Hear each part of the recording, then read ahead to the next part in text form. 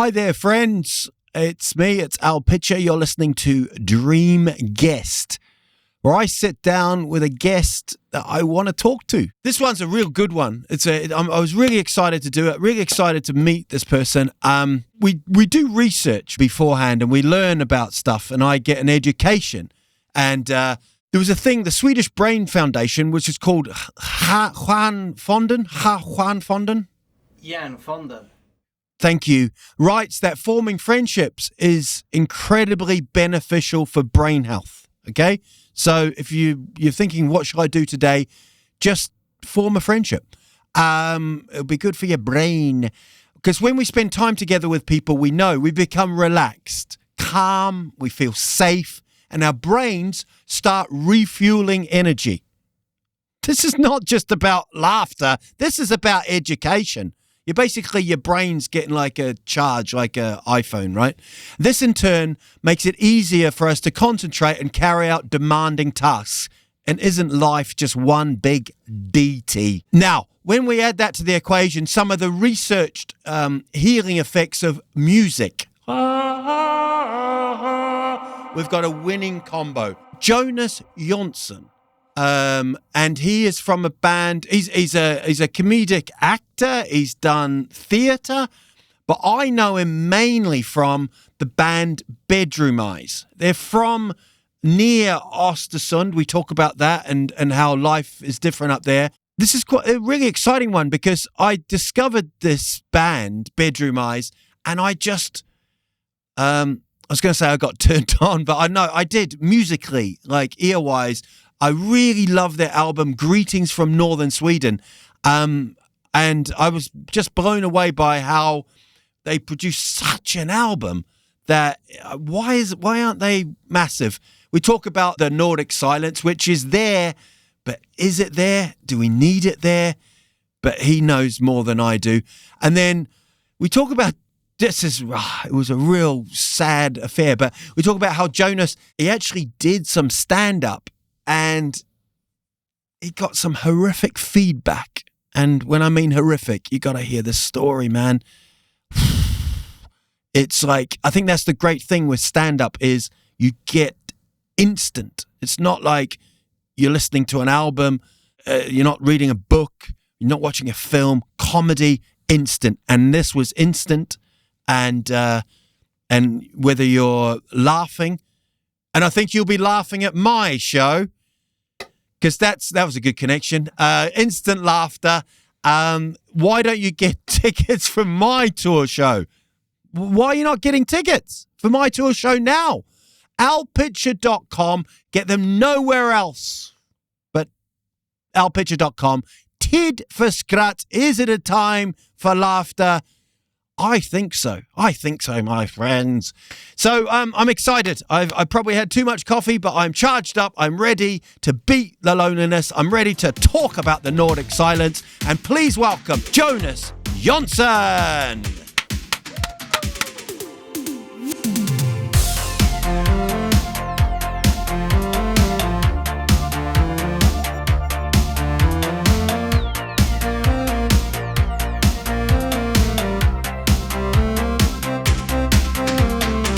Have you got any enemies?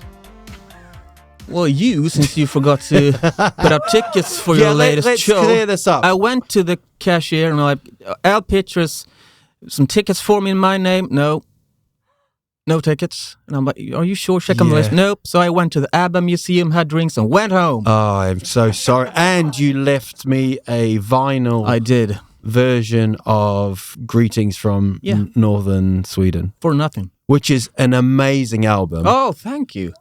Honestly, it's... I sort of want to discuss this. Why aren't you, like, massive? Oh, my God.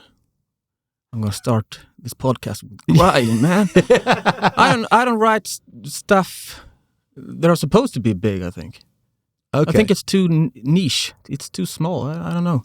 Yeah. I don't know if the stuff is strong enough or I don't know, but it's never been, we've almost made it, Always been underground. But what would making it be for you? I don't know.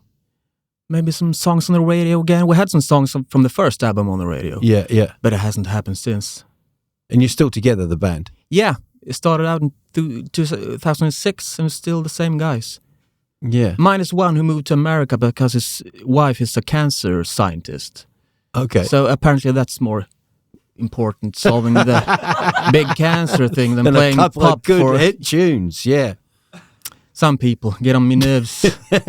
but I have to address the elephant in the room here. Yeah. It's called Al Pitch's Dream Guests. Yeah. You've only done a couple of episodes or so. What on earth am I doing here? What's wrong with you? When did you stop dreaming? Oh, lovely. No, we as a team decided get people in that I want to meet. Yeah, fuck the ratings, man. Yeah, no. Yeah, no. I mean, like you say, like with your music, like we don't want the hits on the radio, man. We want your parents, my parents, listening to this. Oh, and they're thank you. the only people. My parents do not care. Yeah, they do. But he's on the merchandise, right? Isn't he? Yeah, my father is. Yeah. He's the model for everything. I photo him and stuff and put out. I always look at your live gigs and I go, right, I will not miss this one, and I do. So, are you still doing the music? Are you still? Yeah, constantly. Yeah. We played our last gig a couple of weeks ago in Oslo. Yeah, playing here in Stockholm in April or May. So we're out all the time. Oh, I'm ready for it then. I'm coming. Maybe I'll put out some tickets for you at the box office. I do you know what? Because what happened was I did the show. No excuse. It's all right. No, I did the show, and then I think there was like 3 or 4 standing ovations, and then I was like, I gotta go now, and then I was like, I really hope Jonas enjoyed that, and then I turned my phone on, and there was like 50 text messages, just the poop emoji, and there was like my cat. You were strangling my cat. I think you overreacted, but I felt so bad, and it was just, and then I moved on. From that we all did. That management, I moved on. I was like, I'm not. You're blaming them. Yeah, okay. Are you a happy performer? Well, you're talking music-wise. You're acting as well. Yeah, that's my profession. Okay. The music is a side business. Well, it's not business at all. It's an outcome. It's all money out. Yeah. But what are you acting in? All kinds of stuff. This summer I did Frankenstein. I played Victor Frankenstein. Oh, yeah. But I come from like a comedy perspective, really. So I'm a comedic actor, but I do drama as well. And after I've done like drama, I would like to do some comedy and then switch back. I like to mix it up. Yeah. So the next thing is comedy. Who's your... What are you doing? It's a new... it's a farce, I guess it's called. Okay. Yeah. So it's quite the opposite of Frankenstein. Yeah. So I'm doing that until August in this great place called Lerbäcks Theater. It's the best people and they make great stuff. So I'm happy to be working with them again. Yeah, cool. But your question, am I happy? What's that supposed to mean? Happy on stage? Like right, when I come finally get these tickets that you're going to put aside, are you happy? Are you happy? Do you love it up there? Yeah, I do. And I'm born with this kind of, a bit of stage fright. Yeah. I think, but I've learned to cope with it, and it's a part of the energy to be on your toes. So I'm a bit scared, but I love it as well. Because the best things in life tends to have that bit of, that I'm scared as well. Are you scared of quite a few things? Yeah. Like when you fall in love, you're scared, but it's the best thing. Yeah. And that combination is pretty much like being on stage. I don't know what's next. Yeah, I don't know where it's going really, and that's the standing on that ledge. Yeah, is what makes it so fun.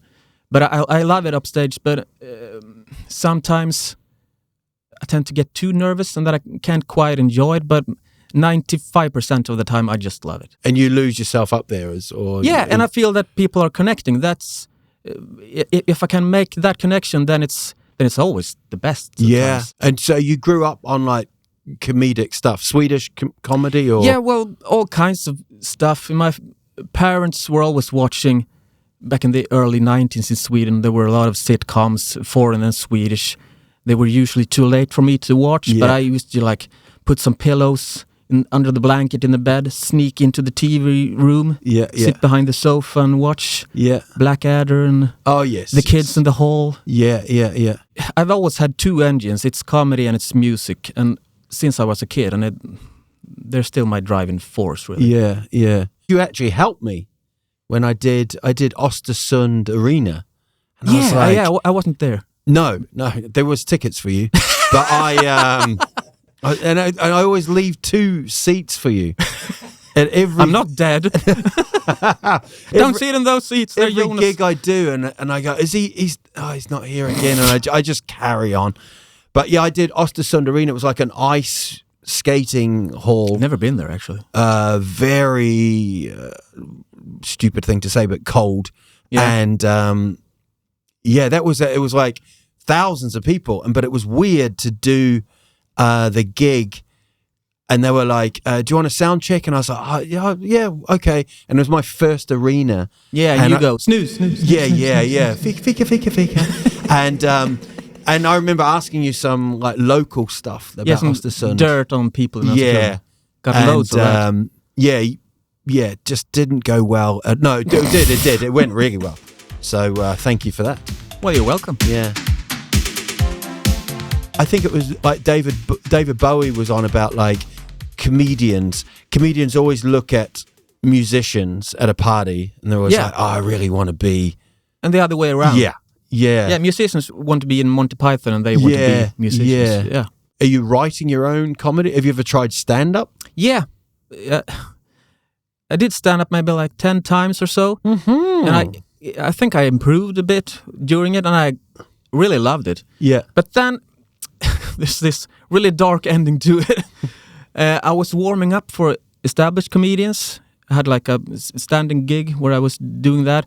And I thought, it's such a stupid thing, but I'm going to write all new material every time. Okay. 50 minutes, never tried it. It's so stupid. Yeah. I've seen those scripts afterwards and it's nothing there. It's all shit. But I did one of those and I was just scrambling up there, losing my train of thought and looking in notes and stuff, and it was just horrible. So fine, it's horrible. Yeah. And I was outside the venue, just it's the end of the world, And 2 people from the club came out in their 50s or 60s, red wine, lips, and pretty drunk. And I had a car there, and they're like, "Are you going to the bus station?" No, but I could drive you. They get in the car. The wife is in the back, and she goes, "My God, that first comedian sucked." And I'm behind the steering wheel. I'm going, that was me. And there's complete silence. Driving through the bus station, they get off, and something broke inside me. It took me like 10 years to be able to retell that story to people because it was. I knew I sucked, but then having someone like, "My God, you're the worst piece of shit I've ever seen," to my face, that was. And you were doing such a nice thing, and like, and then you just drove the car into the side of a hill. Yeah. And killed those 2 people. And you were the only one that got out. I paid their bus fare, called their kids. Are they home yet? I've heard some tragic but beautiful comedic stories. That is really up there. It's almost like a short film, that. Yeah, it is. But it's not fun when you're living it. It's complete darkness. That, I think, is the amazing thing with comedy is you get that feedback instantly. Not as bad as that, but, No. You know what I mean? Yeah, of course. Like they don't laugh or they don't, they tell you, I never start a tour up north because I find it's a tough area. I can see that. They're really great audiences. Yeah, I love them. They're polite, but they're not invested in the show. Like you can't feel the energy as well as you would do down south. Yeah, absolutely. I had this part of the show where I had a wolf mask on, and what? You're doing stand-up without? Yeah, no, it was a phase I was going through, Jonas, and I had this wolf mask on, and I had a mate who was a professional dancer. So he'd wear black t-shirt, jeans, white trainers, and me as well. And he'd have the wolf mask on. And then he'd go out and he'd dance, doing this amazing dance, right? Yeah. And the audience would be like, oh, wow. And then would dim the lights just a little bit. And then I'd walk behind with the same mask on, tap him on the shoulder and swap with him. So when the lights came up, I'd go. Yeah. In the north, like the rest of the country, when they saw the thing happen, they'd go, oh, yeah. North, I could just hear my footsteps, silence. Like silence. Cut the crap. Yeah. But they're still great audiences, but they're still like, don't give us this shit. There's no room for like bullshit. Yes, that is right. Yes. That's not bullshit. I'm not saying it is, but some might perceive it as bullshit. That was one of the reviews, actually. There's nothing too more depressing than trying to do you take the wolf mask off to silence. Yeah. And you're almost going, yeah, I know. And then trying to do the gig, you know. Well, I understand, but there are different types of silence. Yes, there are different types of talking. Yes. You know, up north, I'm not from that far up north. I'm like, Jämtland is pretty much the middle of Sweden. But among friends, you can be quite silent sometimes. But it's a silence that it means something. It's not just that we don't have anything to talk about. It's that I give you a space to like feel comfortable or... Yes, yeah, absolutely. So and on that note... But, yeah. Silence. No, we're going to bring out... We've got some fika now. And... Oh my God! It's the best thing ever. Well, thank you. We have... I can't believe you made the effort. You didn't, but someone. So why did you really gave me that look to say? I felt the energy of the room, and you were surprised. Yeah, like, and I was shocked. Yeah. Or I was the greatest actor of all time. We sort of think of the guests. It's normally a sweet delight, isn't it? But this is. You must explain this because there's be people just listening now. I don't care much for sweet stuff to the coffee. Okay. This is tunnbröd and brunost. Brunost is actually a Norwegian thing. We have the equivalent in Sweden is maybe messmör, which is like more of a cream. Oh, yeah. But I grew up like an hour from the Norwegian border and picked this up in my teens. Yeah. And I prefer it on waffles, but tunnbröd is the second best thing. Yeah. And it's to coffee. It's not sweet. It's more close to food. Okay. So that's my preferable choice of snack for the fika. Well, get into it. Do you know where the word fika comes from? I thought it was a Viking thing. No, not at all. No. It's kaffe. They switch the syllables. Okay. It's an old Swedish slang thing. So fika comes from coffee. All these years, I've been hunting the meaning of fika. Well, if you got me tickets earlier... Oh, that's very nice. That's really nice. It is sweet, but it's food. It's leaning towards food. It's not pastry. I tell you what, it would be really nice on a cold day outside. Yeah, it is. And you just sit on a mountain in silence, maybe. Yeah. Are you a loving silence? And you have your dream fika with your dream guest. But are you a guy to go out and have a fika? Yeah.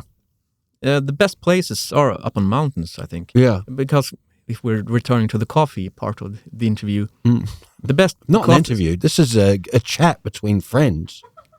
Okay. Well, the best part of coffee is looking forward to it. Like having the coffee at the end of something. When we're done with this, we'll have coffee. But like going up a mountain, thinking about the coffee, and making a fire, brewing the coffee. Are you outdoorsy person? Quite, yeah. I like downhill skiing and, not mountain climbing, but walking in the mountains. Yeah. And that part of the world's amazing, eh? Yeah, I think it is. Well, any mountain, I suppose. But but above the tree line, where there's only views and air. Hasn't Jämtland got like some kind of, it's like a republic, isn't it? Got like a president or something? Yeah, Eva Röse is the sitting president. Yeah. She's an actress. What's her responsibility? Well, There's this festival every year at the end of July, Storsjöyran. Okay. Big music festival. Really great festival. Yeah. Right? And she holds annual speech there as the president. That's about it, really. Yeah. But it's something to gather around as a people of Jämtland. So there's no voting or... No, it's no voting, but it's an old thing. You know, Jämtland, speaking historically, but this sounds like that Putin interview.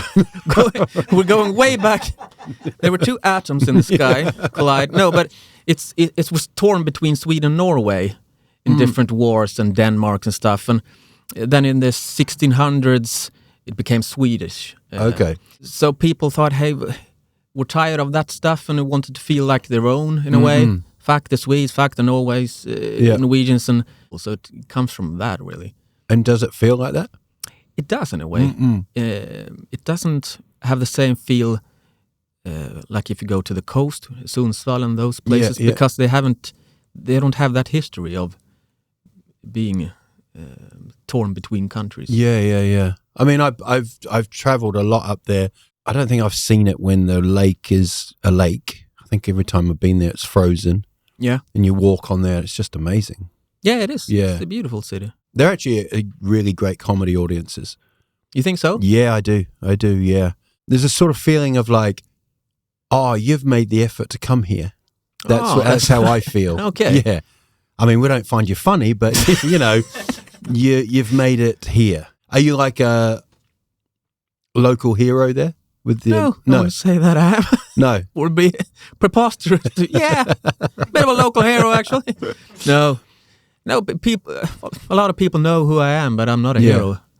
But you won some prize, didn't you? Yeah, I won some prize. Yeah. And I think your comment was like, I don't know, I'm a bit embarrassed by this. Yeah, comes with the territory, I guess, coming from there. But is that like the Yanti feeling? Or? Maybe, I don't know. Pretty Swedish stuff. Yeah.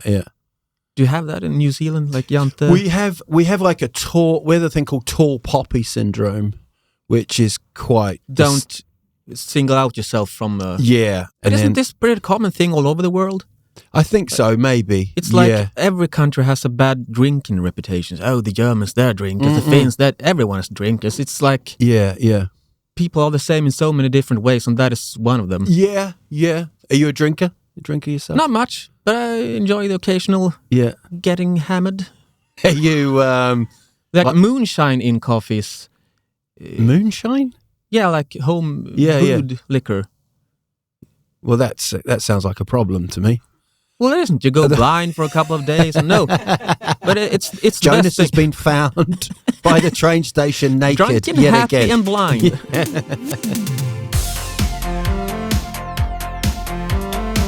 Are you the person at the party that's the outgoing one, or because you're the lead singer? So that should be. You know, I'm thinking. But I think I, as a person, I tend to stay in the background for a while and just try to understand the vibe and the situation. Yeah. And if I like it, feel comfortable with it, then I can lean into it. Then you move forward. Yeah. Yeah. I'm not the one to like open a door like, "Oi, mate, Sue wants to drink." No, but that's not me at all. I got my moonshine. I ain't got my eyesight. Is there someone here? No, but I like to observe. Observe, yeah. It takes my brain like an hour to switch from Swedish to English. Oh, right. Yeah. And now I'm not there yet. Feels like I had a small stroke. This will be 3 hours. We'll be fine. No, but I tend to observe first and then get into it. So you're not a dramatic kind of person? No, not at all. Are you? I can't imagine you are. I am dramatic after the event. It's a weird noise. But I'm sort of like, the situation will happen and then I'll go in and comment on it. Yeah, I'll discuss it and bore people to death. Yeah, about I was going to do this, and everyone's like, "You weren't." You know, like there was no way you were going to do that. So no, I'm not. I think a lot of people are the same here in this country. Not confrontational at all. No, pretty like the personal space is the further up north you go, the longer the personal space is as well. Yeah. But I find the people up north friendly though. Yeah, like, absolutely. I think... And they will help you if something happens. They're helpful, which I think is the difference between the northern and the southern parts. Yeah, I agree. In a way. I agree. Like if, you've been to a terrible comedy show and you want a ride to the bus station or something, I'm sorry. Oh my God. Yeah, PTSD. I once had a show where it was for like 400 electricians in England, and they gave out these balloons. It was their Christmas party, and I was on stage, and all I could hear was my footsteps. Like, I didn't have the wolf mask on at the stage, and I was like, ooh. No, and then I just hear these balloons like, and the woman that ran the gig, she sent me SMSs for about 2 months, just saying, "Are you okay? Everything fine?" Like just checking up on me. It was that bad. Oh my God! Because I said to her, "Is there any other way out of here?" Like no. And she goes, "I'm so sorry. You're gonna have to walk down the middle." So I walked, and it was like, like when they bring a murderer into a courthouse and they're trying to get to the van, people are like, "Hey," like that, and trying to, it's awful. It was like that, man. People, I still remember the faces. They just were coming up in front of me going, "You're shit. No. What way. Comedy?" It was awful. Where was this, in Sweden? No, in England. In Bedford, in England. Oh my God. And I remember getting on the train and I was just like, I can't do this. That's probably the closest I've ever come to like. But you got back up on the horse after? Yes, I did. Pretty soon after, or? I think that's a key, is just to get back on it. Oh my God! So the whole set was like complete silence, complete silence, and the people that had booked me, they'd booked me like booked me blind, like they'd had your moonshine, but that's the reason. No, I'm a big exporter. The wife of the boss of the electrician, while I was talking, I could hear her going, "This guy's shit. This guy, God, he's awful. God, no. He is the worst." And it was just no. And but did you not like I'm a bad comedian, but I'm a bad person after that? Like I'm useless. So where did you go mentally after that? a little bit of I'm useless. Yeah. A little bit of that's horrible. But it's comforting, hearing these type of stories. Yeah, I feel good about hearing it. Thank you so much. That was only 2 people. No, I what would be the dream thing for you if I could sort this out right now? Like, I don't know. I've had a lot of those dream moments, really. Yeah. We never made it to the big times, but I've had a lot of dream moments in the depths of it all. Yeah. We opened for Teenage Fan Club, I think it was last year, year ago. And that was one of those moments, like I grew up listening to them. Yeah. Just a band that meant a lot to me, maybe not musically, but as a human, they gave me comfort in the teenage years when I needed it, and they invited us to open for them, and that was a moment like, where did I go from here? Because this makes me so happy. Yeah. I can't top this emotionally. But I think a lot of people, because you're saying, we went on before Teenage Fan Club. Yeah. But a lot of people would be like, we were bigger than Teenage Fan Club, but for you, that seems enough. Well, I have to go back to my own emotions. How do I feel about it? I don't care if someone else would. Yeah. Because I never saw myself as a singer-songwriter or, I'm just happy to be out there and having gigs, Yeah. I'm happy for everything that comes our way. So that, I don't need to top that. I don't know. Or I'm just lying to myself. Trying to avoid the darkness within. But why do you put the albums out? Why? Yeah. Because I have a label that in your head here. I'm legally... It's supposed to be a joyful podcast, and I'm just why like, do you I make was really music? in a good mood until you started. It was you sitting in the car getting a lift to the bus station. Been following me just to... It gives me something on a whole scope of levels, personally, and it gives me a direction in life. Cool. I'm never bored. I can always write. I can always write a song, or I take those songs, play them with my best friends. That's another level. Yeah. We release albums, get some feedback, get out and play. It's so many different kinds of happiness in it, and a direction. But you sound like a happy person until I started asking you these fucking depressing questions. A therapist once said to me, "You're very melancholic, but you laugh a lot." And not about you, about me. We weren't talking about you at all. But I think I try to look at it from a bright perspective, because I can tend to walk towards the gloominess. Stuff if I don't focus on the right stuff. I think you seem very level-headed and happy. Yeah, I do. I genuinely do. Well, I've had no success. You have to be. You have to stay humble, man. But you have had success because you're doing what like you just said. You've got your mates, and Yeah, it's one form of success, and it's a rewarding one. Yeah, but it's not. I'm not getting fat of it. Well, talking of getting fat, back to the Bruno. It's mystery cake time. What? Like a magic cookie? Yes. Are you dragging me down? It's the mystery cake. So the mystery cake is for and you there's to... no pot, or you're not dragging me down now, or stealing my organs. No, not yet. That's the finale. So you just have to reveal. Oh my god. Oh, there we go. Cinnamon kringles, you don't call them? Yeah, kringler. Kringla. Yeah, kringler. I've got all the information here. So I'm going to give you some info. You can start eating now. Shoot. Or you can get involved if you know of any of the history. Not many people do. Why would I? Not many people do seem to get involved. People just let me read it, but other people fall asleep at this point. But I like this information. So here we go. According to one story, it was an Italian monk who first developed this pastry in the 7th century. The monk wanted to reward his students for memorizing their prayers, so he gave them small pieces of bread shaped like the children's arms. Oh, I thought you were going to say something else. Yeah. Arms. When they crossed them during prayer. I should have, The old Latin name for the pretzel, pretiolas, literally means little rewards. Nice song title, that, Little Rewards. The idea was later copied by bakers in the rest of Europe, where the pretzel was seen as a symbol of luck, long life, and success.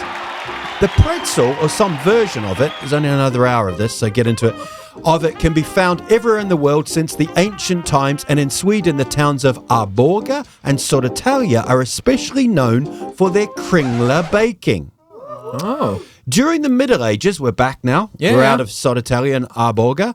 During the Middle Ages, kringla was a sugarless party bread. Oh my god. That sounds like me at a party. That's made from rye flour and much appreciated for its long shelf life. But it wasn't until the 19th century when kringla became a popular folk pastry due to the historic changes in Swedish business laws. See, that will close up on that face there, because you were really surprised. You're not done? No. I've got to read the internet. With new reforms, the poor and underprivileged women and widows could finally start earning a living by working more freely. In fact, baking and selling kringlas, I've just spat on myself, became a major source of income for many women. Enjoy your sweet and delicious pistachio kringla. Wow. That was pretty cool. You think so? Reviewing yourself. That was cool. I think it was a good read. Good read. Everybody was delighted. Is this your type of like pastry or coffee snack? It's nice. It's a bit messy, but it's so sticky. I mean, I appreciate the effort. My thing is very could get stuck in the throat. This. Yeah. Yeah. Little reward. Yeah. But it's just that kind of. It's a difficult one if you were having like a breakup fika. Oh, I'm getting diabetes as we speak. If we're having like a breakup fika and you, my god, then you're like, I don't. I'm actually getting a sugar high. Are you? Yeah. Well, that's cool. I don't eat that much sugar, and this is like... Well, you've had like 2 bites of a Kringler. Oh. Whew, where were we?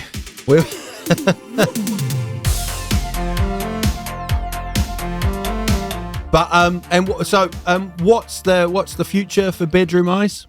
What's the future for Jonas? I'm trying to do a lot more of what I'm already doing, I guess. Yeah, so I'm writing a new album and out playing.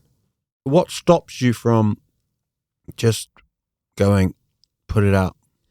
Is it standards? Is it? No, it's money, actually. Well. It's costful to record and release an album.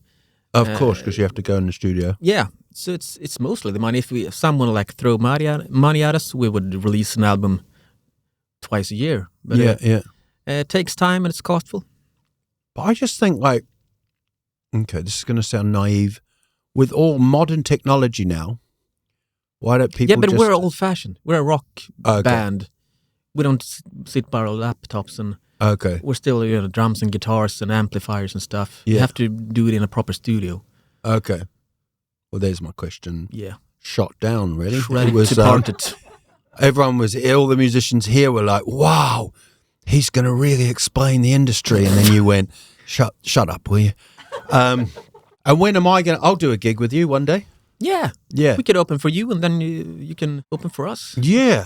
Like that American thing in the 50s? Yeah, let's do that. Oh, it'd be good to get booed off by some Bedroom Eyes fans. And share that booing with each other. we can cry together afterwards. Then I can't sing, so I can't come back. But maybe you can cry. You're a good crier. You could do 10 minutes of stand-up.